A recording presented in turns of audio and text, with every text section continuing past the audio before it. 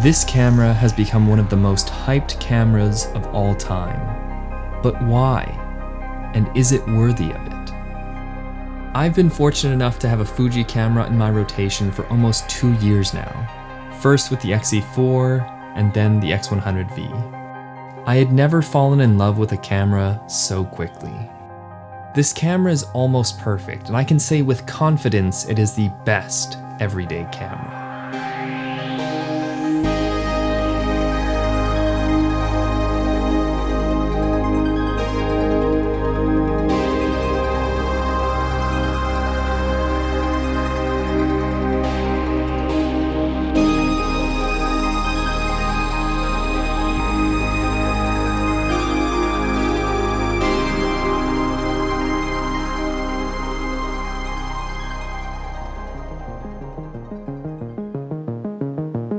Aesthetically, this camera is absolutely gorgeous. With its small form factor, physical dials, and rangefinder look, it truly embodies the essence of a film camera. I can't tell you how many times people have mistaken it for exactly that. Those tactile dials force you to slow down, making you think about your settings and what you want out of a shot.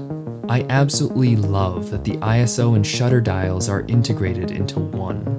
I love twisting it to jump shutter increments and lifting the dial to access the ISO. Being able to access both of these settings in one dial is extremely efficient and a very nice touch.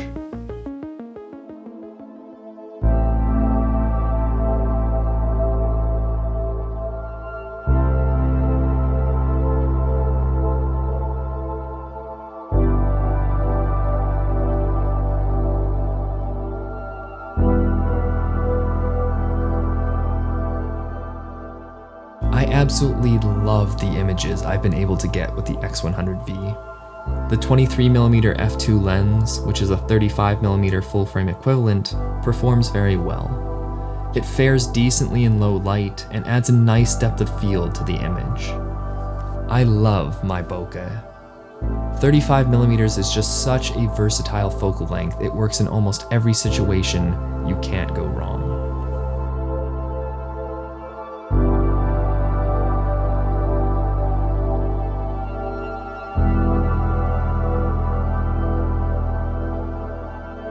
The built-in flash is something I initially thought I would never use, but it has quickly become one of my favorite features.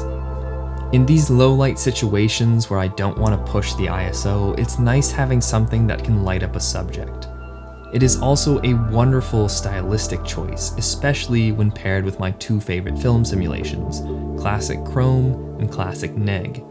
It gives that nostalgic feeling to an image that I just absolutely love when capturing memories.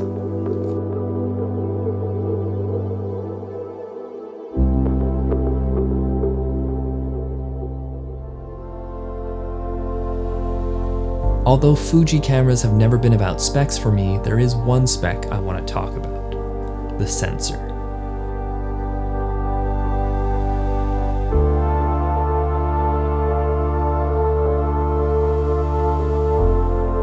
The X-Trans 4 sensor produces beautiful colors, and I found it to have pretty great dynamic range, recovering quite a bit in post.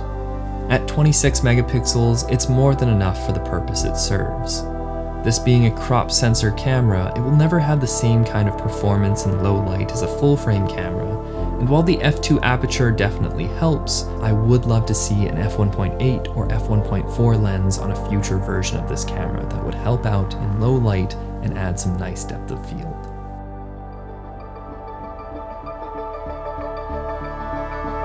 One of the biggest reasons I love this camera is the leaf shutter. This is my first time experiencing one, and I never understood the hype, but I get it now. The leaf shutter is practically silent, which allows me to get candid shots of friends who have no idea I'm even shooting.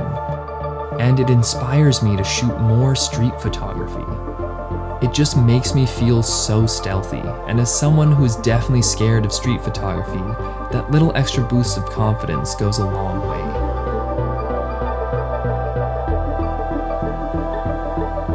Not only is it quiet, but it allows you to shoot with the flash at much higher shutter speeds than you normally would be able to on a traditional shutter camera, which makes this even more versatile.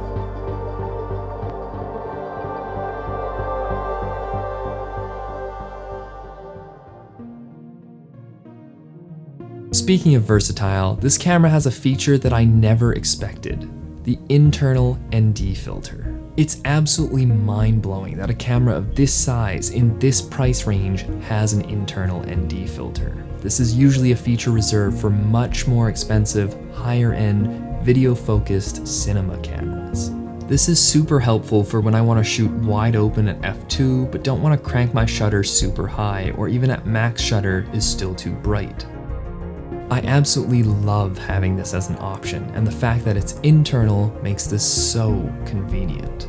This is also extremely handy if you're shooting video, because this eliminates the need for you to bring screw-on filters. Anything that makes my workflow and life easier is a huge pro. Because of that internal ND filter, I was excited and curious to see if this camera would be viable as an everyday video camera. Sadly, I don't think this camera is suited to my needs for video.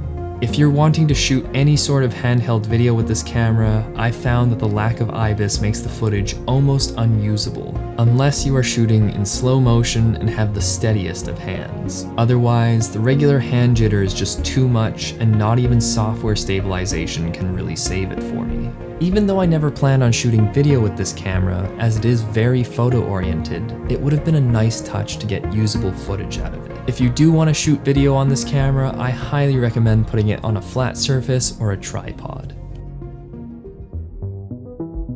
The X100V has a very unique viewfinder, something that is not found on any other camera that I've ever used. It has a hybrid viewfinder, which allows it to have both electronic and optical viewfinders. I find myself using the electronic viewfinder. However, as I got to use the camera more, I found that using the optical viewfinder when I'm using flash is extremely helpful for framing, because with the electronic viewfinder, you can't always get it bright enough to see what your image is going to look like. I personally prefer the electronic viewfinder because it allows you to preview your image before you even take it, and it's something I've gotten used to. You no longer need to take test shots, and it really takes the guesswork out of photography. This camera does have weather sealing throughout the body, but to truly make it completely weather sealed, you need an additional attachment with a screw-on filter. While I don't mind this, I would really prefer not having to buy extra attachments in order to fully weather seal a body with a fixed lens. On the next version of this camera, I hope they can make it completely weather sealed straight out of the box. One of the many reasons that so many people, myself included, were drawn towards Fuji was because it had a reputation for beautiful, straight out of camera colors and wonderful and accurate film simulations. With my Sony cameras, I'm always shooting raw to get the most out of my image, and I'm doing a lot of post-production. But Fuji just makes that process so simple. If you choose to shoot JPEG, you're getting absolutely gorgeous photos. Me personally, I shoot raw files only, which gives me the most flexibility in post, and if I want to go back years later and change something, I have the option to. But there's something to be said about simplicity, especially for people who are beginners to photography and don't necessarily want to invest in editing software.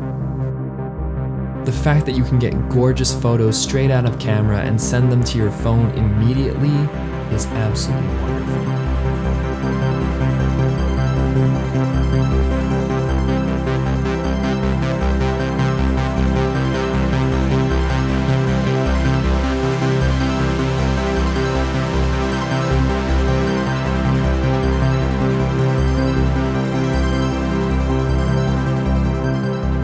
One of the many things I love about the X100V is its small size. While it's not quite as small as the XE4, it does have a smaller footprint width-wise because the lens is built in.